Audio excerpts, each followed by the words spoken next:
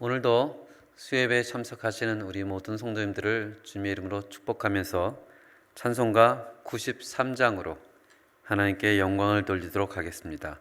찬송가 93장입니다.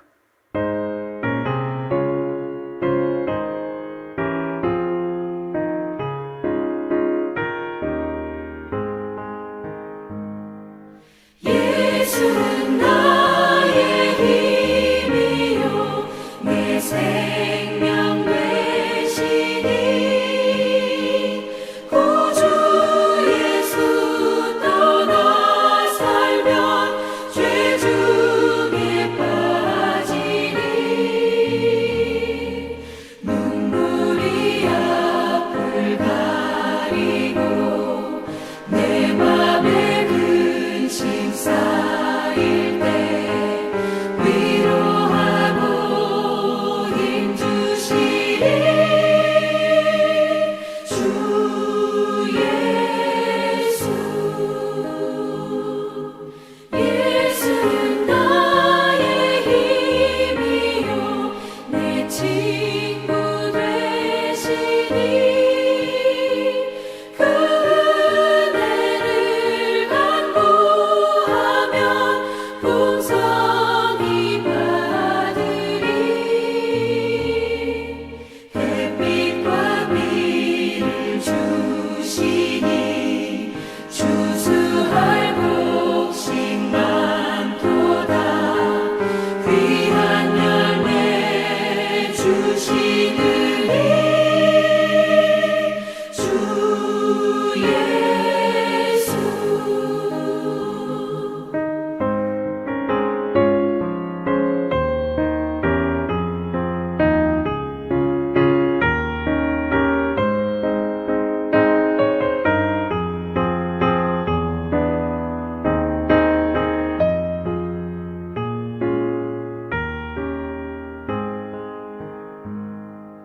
예수는 나의 힘이요 내 기쁨 되시니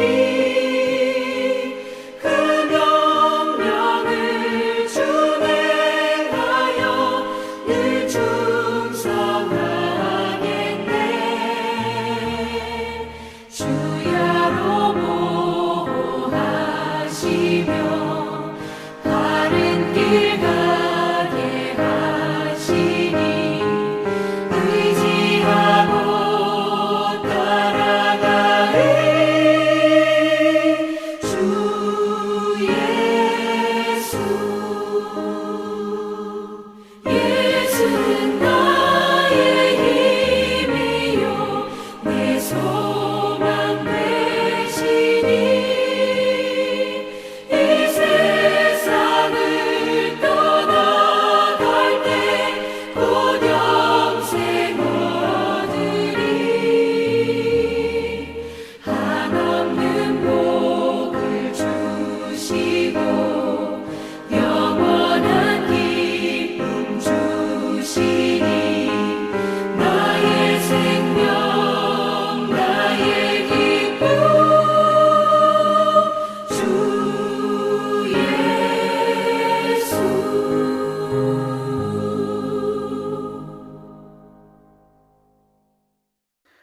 오늘 함께 나눌 하나님의 말씀은 마태복음 11장 7절에서 19절까지 말씀입니다. 신약성경 17페이지가 되겠습니다. 마태복음 11장 7절에서 19절 말씀. 다 찾으셨으면 함께 하나님의 말씀을 봉독하겠습니다. 그들이 떠나매 예수께서 무리에게 요한에 대하여 말씀하시되 너희가 무엇을 보려고 광야에 나갔더냐? 바람에 흔들리는 갈대냐? 그러면 너희가 무엇을 보려고 나갔더냐? 부드러운 옷 입은 사람이냐? 부드러운 옷을 입은 사람들은 왕궁에 있느니라. 그러면 너희가 어찌하여 나갔더냐? 선지자를 보기 위함이었더냐? 옳다. 내가 너희에게 이르노니 선지자보다 더 나은 자니라. 기록된 바 보라 내가 내 사자를 내 앞에 보내노니 그가 내 길을 내 앞에 준비하리라 하신 것이 이 사람에 대한 말씀이니라. 내가 진실로 너희에게 말하노니 여자가 낳은 자 중에 세례 요한보다 큰 이가 일어남이 없도다. 그러나 천국에서는 극히 작은 자라도 그보다 크니라. 세례 요한의 때부터 지금까지 천국은 침노를 당하나니 침노하는 자는 빼앗느니라. 모든 선지자와 율법이 예언한 것이 요한까지니 만일 너희가 즐겨받을진대 오리라 한 엘리야가 곧 이 사람이니라. 귀 있는 자는 들을지어다. 이 세대를 무엇으로 비유할까? 비유하건대 아이들이 장터에서 앉아 제 동물을 불러 이르되 우리가 너희를 향하여 피리를 불어도 너희가 춤추지 않고 우리가 슬피 울어도 너희가 가슴을 치지 아니하였담과 같도다. 요한이 와서 먹지도 않고 마시지도 아니하며 그들이 말하기를 귀신이 들렸다 하더니 인자는 와서 먹고 마시며 말하기를 보라 먹기를 탐하고 포도주를 즐기는 사람이요 세리와 죄인의 친구다 하니 지혜는 그 행한 일로 인하여 옳다함을 얻느니라. 아멘.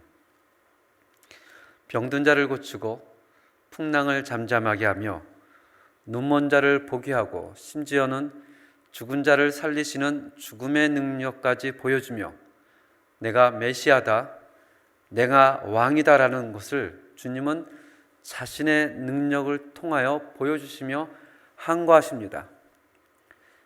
그런데 충격적이게도 이 주님이 한 거에 손을 들고 의문을 품은 자가 있었는데 그 사람은 다른 사람도 아닌 세례 요한이었습니다. 오실 그이가 당신입니까? 아니면 우리가 다른 사람을 기다려야 합니까? 우리는 지난주에 이 본문을 가지고 함께 은혜를 나누었습니다. 이런 세례 요한에 대해서 예수님은 비판하지 않으시고 오히려 하나님의 말씀 이사야 35장 5절 6절을 상기시켜 줌으로써 그를 격려하고 그에게 기회를 주고 용기를 주셨습니다. 세례 요한의 제자들을 다 벌려 보내신 후에 주께서는 세례 요한이 어떤 인물인지 이 세 가지로 또 오늘 본문은 얘기를 합니다. 첫 번째는 19절입니다. 9절입니다. 9절 함께 읽겠습니다. 시작. 그러면 너희가 어찌하여 나갔더냐? 선지자를 보기 함이었더냐? 옳다. 내가 너희에게 이르노니 선지자보다 더 나은 자니라. 첫 번째로는 요한은 선지자보다 더 나은 자다라고 얘기를 합니다. 요한이 선지자보다 더 나은 자라는 칭찬은 그의 인격이나 그의 업적에 대한 것이 아니고 그가 맡은 역할의 특징 때문에 그렇습니다. 우리가 매달 첫째 주, 둘째 주 구약 세미나를 통해서 성도님들과 함께 은혜를 나눕니다. 아마 기억을 하실 텐데요. 구약은 무엇에 대해서 얘기한다고요? 오실 메시아. 신약은 오신 메시아, 그리고 다시 오실 메시아. 이 구약과 신약 사이에 세례 요한은 메시아를 준비하는 그런 선지자로 서 있었습니다. 세례 요한의 첫 번째 메시지가 회개하라 천국이 가까웠느니라. 그 이후 그가 옥에 갇힌 이후에 주님께서는 세례 요한이 선포했던 메시지를 동일하게 선포합니다. 회개하라 천국이 가까이 왔느니라. 요한이 예비한 길을 가신 것입니다. 그 누구도 가보지 못했던 길을 요한이 갔었다는 점에서 그는 모든 구약의 선지자들보다 나은 사람이다 라고 예수님은 칭찬을 하고 있습니다. 두 번째는 요한은 여자가 낳은 자 중에 가장 큰 자라는 것입니다. 11절 상반절을 함께 보시겠습니다. 내가 진실로 너에게 말하노니 여자가 낳은 자 중에 세례 요한보다 큰 이가 일어남이 없도다. 이것은 어마어마한 칭찬입니다. 이스라엘은 늘 마음속에 이런 자부심이 있었습니다. 우리는 아브라함의 자손이라. 이 아브라함의 자손이라는 그 글 자체가 우리는 하나님의 백성이다. 우리는 구원받았다. 그들의 정체성이요, 자랑이요, 자부심이었습니다. 그래서 그들은 아브라함을 사랑하고 존경했습니다. 또는 그들은 자신들의 역사 가운데서 율법을 전하고 유대교의 창시자인 그들이 어떤 인물보다도 존경했던 인물, 그 모세보다도 예수님은, 요한이 더 큰 자다라고 얘기를 합니다. 또한 동시에 이스라엘 역사상 가장 위대했던 왕, 앞으로 메시아가 온다면 이 왕처럼 오실 것이다 라고 했던 다윗, 그보다도 더 크다라는 예수님의 칭찬입니다. 어떻게 세례 요한이 아브라함보다도, 어떻게 세례 요한이 모세보다도, 다윗보다도 더 큰 자일 수 있을까? 그건 역시 그의 인물됨이나 업적을 얘기하는 것이 아닙니다. 그가 맡고 있는 임무, 그 어떤 사람보다도 요한은 그리스도에게 가까이 있었던 사람입니다. 아브라함은 하나님께서 약속하신 자손이 언제 오실지 사모하며 살아갔습니다. 모세는 율법을 완성하실 분, 성막의 실체가 되신 분이 언제 오실지를 기다리며 살았습니다. 다윗은 성령으로 장차 오실 왕에 대하여 시편을 통하여 노래를 합니다. 하지만 이들 중 그 어느 누구도 예수 그리스도를 만나본 사람은 없었습니다. 그러나 요한은 그때를 보았고 왕이신 그리스도를 만났으며 그의 길을 준비하였습니다. 그래서 요한은 여자가 낳은 자 중에 가장 큰 사람이다 라고 성경은 말합니다. 세 번째로는 11절 하반절에 있습니다. 함께 읽겠습니다. 그러나 천국에서는 극히 작은 자라도 그보다 크니라. 천국에서 가장 크다, 가장 작다. 구약의 선지자 중에 가장 탁월하고 여자가 낳은 자 중에 가장 위대한 사람이 어떻게 천국에서는 가장 작은 자가 될 수 있을까? 혹시 예수님이 요한이 감옥에서 당신이 맞습니까? 라고 한 말에 실망을 느끼고 화를 내시는 건 아닌 걸까? 세례 요한에 대한 주님의 평가는 어떤 구체적인 세례 요한의 한 사람, 그리고 천국에 있는 어떤 한 사람에 대한 비교가 아니라 세례 요한으로 대변되는 구약의 시대와 세례 요한 이후의 신약의 시대를 비교한 것입니다. 요한 이전은 13절에 이렇게 표현합니다. 함께 읽겠습니다. 모든 선지자와 율법이 예언한 것은 요한까지니. 구약은 그림자요, 신약은 실체라고 얘기를 합니다. 히브리서 1장 1절 2절을 보시면 성경은 이렇게 얘기를 합니다. 옛적에 선지자들을 통하여 여러 부분과 여러 모양으로 우리 조상들에게 말씀하신 하나님이 이 모든 날 마지막에는 아들을 통하여 우리에게 말씀하셨으니 이 아들을 만유의 상속자로 세우시고 또 그로 말미암아 모든 세계를 지으셨느니라. 아멘. 요한 이전에는 여러 이적과 환상과 꿈과 계시와 제사와 성막을 통해 말씀하셨지만 요한 이후에는 하나님께서 오직 예수 그리스도를 통해서만 말씀하신다는 것입니다. 그래서 3절에서는 이는 즉 예수 그리스도는 하나님의 영광의 강체시며 본체의 형상이다 라고 얘기를 합니다.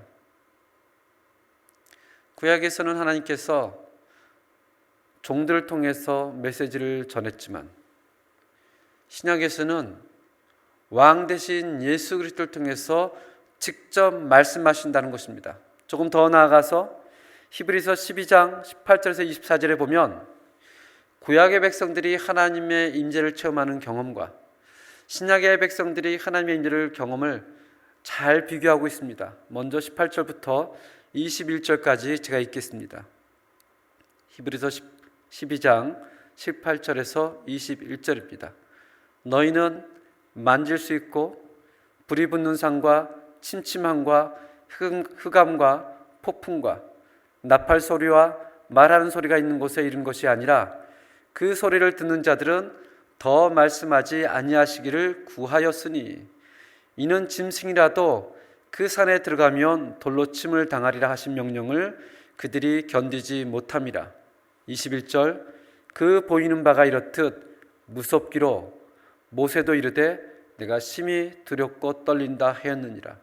이 이야기는 무슨 이야기냐면 출애굽한 백성들이 광야의 시내산에 도착하여 하나님의 영광의 임재를 경험하는 가운데 그들이 너무나 두렵고 떨려서 제발 우리에게 직접 말씀하시지 마옵소서라고 하는 하나님의 임재에 대한 경험을 얘기합니다.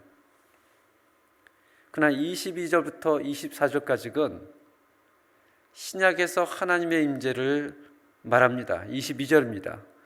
그러나 너희가 이룬 것은 시온산과 살아계신 하나님의 도성인 하늘의 예루살렘과 천만 천사와 하늘에 기록된 장자들의 모임과 교회와 만민의 심판자이신 하나님과 및 온전하게 된 의인의 영들과 세연하게 중보자이신 예수의 아벨의 피보다 더 나은 것을 말하는 뿌린 피니라.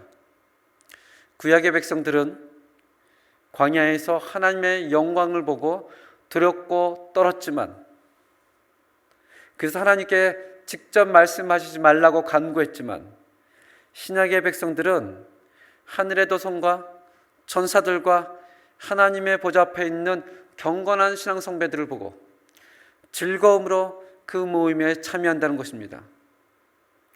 구약의 백성들은 하나님의 나라를 소망하며 살았지만 신약의 백성인 우리는 이미 그 나라를 받았다라고 얘기를 합니다. 이 영광된 비교를 C.S. 루이스는 이렇게 얘기를 합니다. 비가 오고 난 후에 길에 생긴 웅덩이에서 노는 것과 푸른 해변에서 일광욕을 즐기는 차이라고 표현합니다. 아이 때는 푸른 해변의 일광욕보다는 길거리의 웅덩이를 좋아할 수 있습니다. 그러나 장성한 후에, 성숙한 후에는 그 어느 누구도 해변의 일광욕보다 길거리의 웅덩이를 더 좋아하지 않는다는 뜻입니다. 그러면서 오늘 성경은 15절에 이렇게 얘기를 하죠. 귀 있는 자는 들을지어다. 그러면서 16절에 이 세대를 무엇으로 비유할까?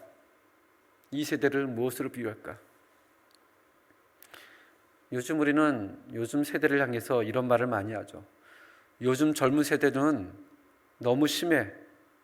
우선 당사자들의 의식이 완전히 결여되어 있어. 독립할 생각도 안 해. 항상 무엇인가에 의존하려 하고 소비에만 치중하며 직접 뭘 하지도 않으면서 그저 비판만 해. 제가 지금 읽은 이 글은 21세기의 요즘 글이 아닙니다. 이 글은 마치 오늘날의 젊은 세대를 얘기하는 것 같지만 사실은 1977년 작성된 일본 신문에 나온 그 당시 세대를 이야기하고 있는 것입니다. 그 당시 세대가 지금은 60에서 70이 되었을 것입니다. 좀 더 시대를 거슬러 올라가면 중세 시대 때 대학생들을 보며 이렇게 기록을 했습니다. 요즘 대학생들은 선생들 위에 서고 싶어 하고 선생들의 가르침에 논리가 아닌 그릇된 생각들로 도전한다. 그들은 강의에는 출석하지만 무엇을 배우고자 하는 의지가 없다. 이것은 1311년 여름 알바루스 펠라기우스라는 사람이 기록했습니다. 조금 더 시대를 더 거슬러 올라가면 기원전 425년경 소크라테스가 이렇게 얘기를 하죠. 요즘 아이들은 버릇이 없다. 부모에게 대들고 음식을 개걸스럽게 먹고 스승에게도 대든다. 시간을 좀 더 거슬러 올라가면 기원전 1700년 수메르경 점토판에 자기 아들을 향한 글이 쓰여 있습니다. 아들아, 어디 갔다 왔느냐? 아무데도 안 갔습니다. 도대체 너는 왜 학교를 안 가고 빈둥거리며 지내느냐? 제발 철 좀 들어라, 철 좀. 요즘 사람들은, 요즘 세대들은 이해할 수 없어. 이 이야기는요, 요즘 나온 이야기가 아니더라고요.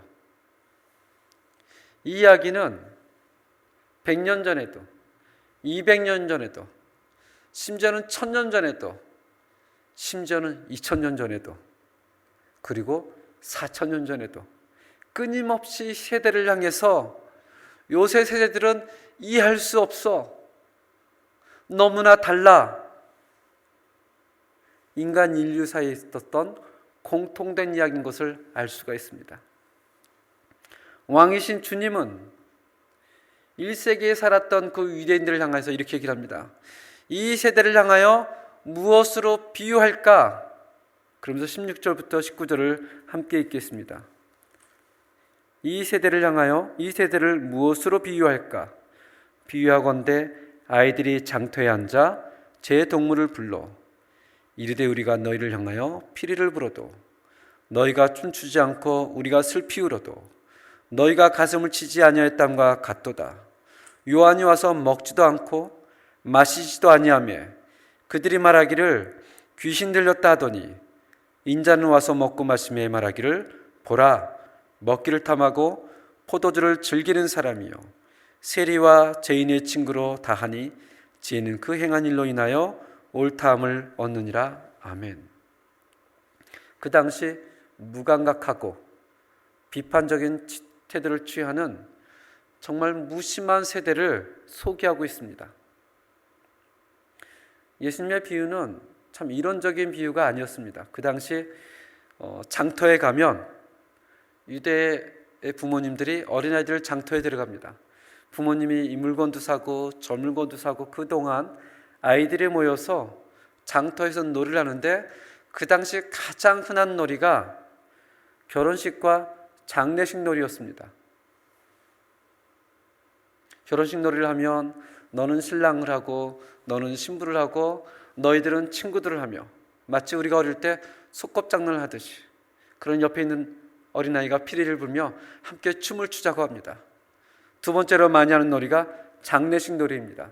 누가 죽었대 그러면서 또 함께 슬픈 노래를 부르며 가슴을 치는 일반적인 그러한 놀이를 그 당시엔 흔히들 했습니다. 그런데 그 가운데 몇몇 아이들이 아마 연출이 마음에 들지 않았는지 자기들의 배역이 마음에 들지 않았는지는 모르겠지만 불만을 품기 시작합니다. 그래서 결혼식 놀이 할 때 피리를 불어도 팔짱을 끼고 춤을 추지 않습니다. 장례식 놀이를 할 때 가슴을 치며 노래를 불러도 슬퍼하지 않습니다. 그저 무심하게 불만을 품고 바라봅니다. 관심이 없다는 듯이. 왜냐하면 마음에 들지 않는다는 거예요. 자신을 만족시켜주지 않기 때문에 자기 요구를 들어주지 않기 때문에 화가 나 있는 것입니다.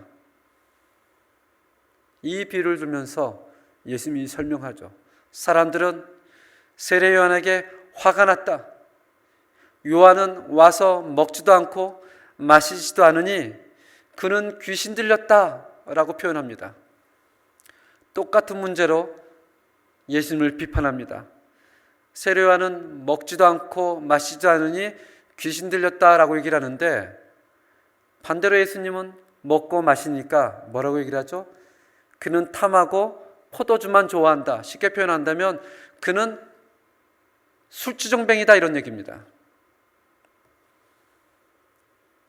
이래도 믿고 저래도 밉다라는 표현입니다. 무엇이 문제입니까? 먹지 않고 안 마시는 요한의 문제입니까? 아니면 먹고 마시는 예수의 문제입니까? 이것은 요한의 문제도 예수님의 문제도 아닙니다.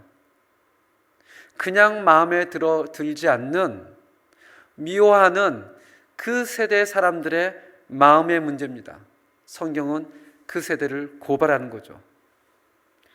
하나님을 믿고 나오라는 말씀에 부담 간다며 거부하는 사람들이 동시에 자기에게 그런 얘기를 하지 않아서 내가 신앙생활을 할 수 없었다 분노하는 세대. 교회가 섬김이 없다. 교회는 그러면 안 된다. 정의롭게 주장을 하면서도 정작 자신은 나는 시간이 없어. 어쩔 수 없어. 자신이 섬길 수 없음을 항변하는 그 세대, 사람들이 따뜻한 말로 나를 이해하지 못하고 받아들이지 못하며 실망을 하면서도 정작 자신은 다른 사람들을 따뜻한 마음으로 이해하고 받아들이려 하지 않는 그러한 세대. 그러한 세대는 1세기 때도 존재했고 지금도 존재하고 앞으로도 존재할 것입니다. 이 세대는 언제나 문제의 원인을 자기가 아닌 남에게서 찾습니다. 그리고 나는 억울하며 나는 피해자다, 그런 코스프레를 합니다. 내가 성공하지 못하는 이유, 내가 행복하지 못하는 이유, 내가 신앙생활을 잘할 수 없는 이유, 심지어는 내가 이렇게 사는 이유가 다 남 때문이라고 얘기를 합니다. 세례 요한이 와도 그는 먹지 않고 마시지 않으니 귀신 들렸고, 예수님이 와서 먹고 마시니 그는 먹는 것을 탐하는 술주정뱅이요, 언제나 분노하고 비판하고 미워하며 원망하며 안타까움으로 살아가는 그 시대, 그 세대의 특징입니다. 무심한 세대입니다. 혹 여러분과 저는 그러지 않습니까? 예수님이 나는 왕이다 라고 아무리 얘기를 해도 반응이 없습니다. 그의 능력을 보여도 관심도 없습니다. 자기가 생각하는 메시아, 자기가 생각하는 교회, 자기의 욕구, 자기의 의견을 들어주지 않으면 아무런 관심이 없는 세대, 그 세대를 향하여 오늘 본문 가운데 15절은 이렇게 얘기를 하죠. 귀 있는 자는 들을지어다. 만약에 오늘 본문이 이것으로 끝마쳐진다면 참 여러분과 저에게는 절망이죠. 그런데 사실은 오늘 본문은 우리 다음 주에 보겠지만 마태복음 11장 전체로 계속해서 이어져 내려갑니다. 28절을 함께 읽어보겠습니다. 28절 시작. 수고하고 무거운 짐진 자들아 다 내게로 오라. 내가 너희를 쉬게 하리라. 이 얘기는 착하고 선하고 나를 잘 믿고 그런 사람들을 내게 오라 얘기가 아닙니다. 세례 요한이 귀신 들렸다고 얘기하는 세대, 예수가 술주정뱅이라고 얘기하는 세대, 그러나 너희 모두는 수고하고 무거운 짐진 자들이니 다 내게로 오라. 내가 너희를 쉬게 하리라. 그리고 29절에 이렇게 얘기를 하죠. 나는 마음이 온유하고 겸손하며 나의 멍에를 메고 내게 배우라. 그리하면 너의 마음이 쉼을 얻으리니. 아멘. 실제적으로 오늘 성경의 본문의 결론은 마태복음 11장 28절과 29절입니다. 그 세대를 비판하기 위해서 쓴 본문이 아닙니다. 그 세대를 향한 예수님의 원망이 아닙니다. 나는 그러한 세대도, 그러한 무심한 세대도 내게로 와서 쉬었으면 좋겠다. 내 멍에는 쉽고 내 짐은 가볍다. 오늘 이 말씀에 우리 모두가 귀를 기울이는 저와 여러분이 되기를 주님의 이름으로 축원합니다. 이 시간 하나님, 우리가 무심한 세대로 남지 않기를 원합니다. 우리에게 은혜를 허락하여 주시옵소서.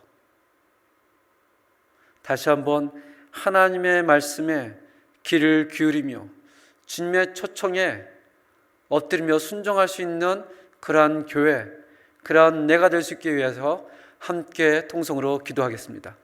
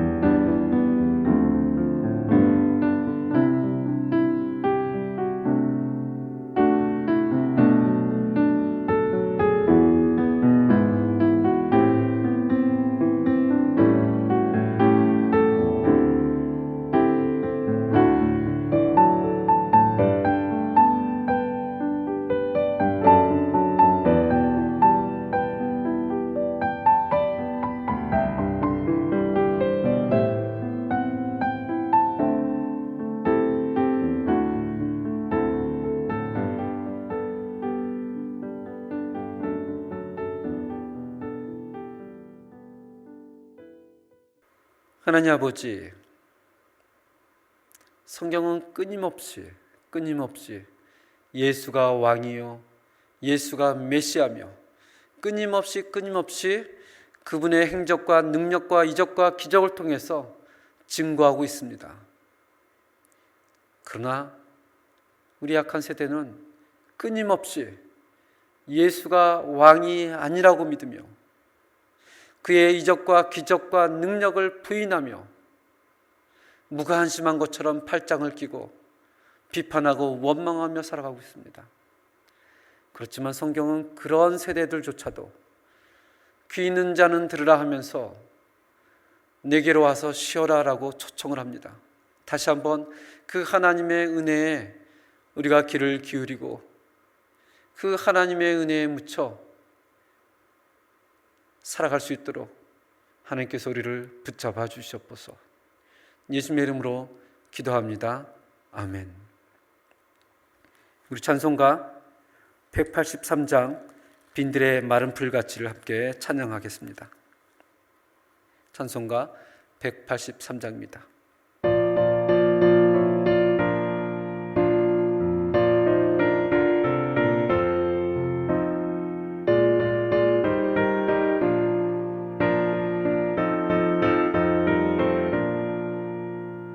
빈들의 마른 풀같이 시들은 나의 영혼 주님이 약속한 성령 간절히 기다리네 가물음의 마른 땅에 단비를 내리시듯 성령의 단비를 부어 새 생명 주옵소서.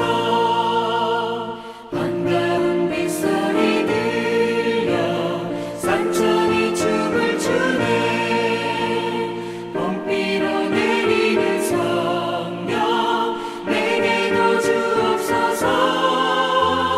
가물음의 마른 땅에 단비를 내리시듯 성령의 단비를 부어 새 생명 주옵소서.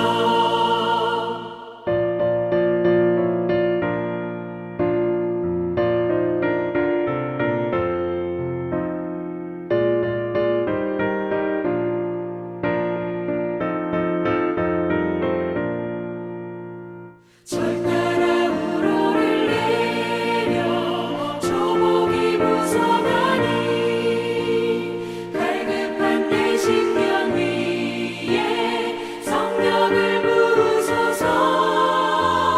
가물음의 마른 땅에 단비를 내리시듯 성령의 단비를 부어 새 생명 주옵소서. 참되신 사랑의 언약 어길 수 있사오랴. 오늘의 흡족한 은혜 주실 줄 믿습니다. 가물음의 마른 땅에 단비를 내리시듯 성령의 단비를 부어 새 생명 주옵소서.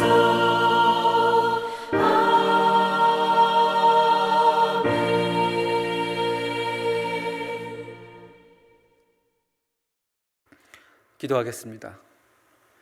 지금은 우리 주 예수 그리스도의 은혜와 하나님의 놀라운 사랑과 성령님의 교통하심이 무심한 세대이지만 그러나 그 세대를 향하여 귀 있는 자는 들을지어다 라면서 초청의 메시지를 지금도 보내시는 그 하나님을 향하여 나아가길 원하고 은혜를 받길 원하는 모든 성도들 가운데 지금부터 영원까지 함께할지어다.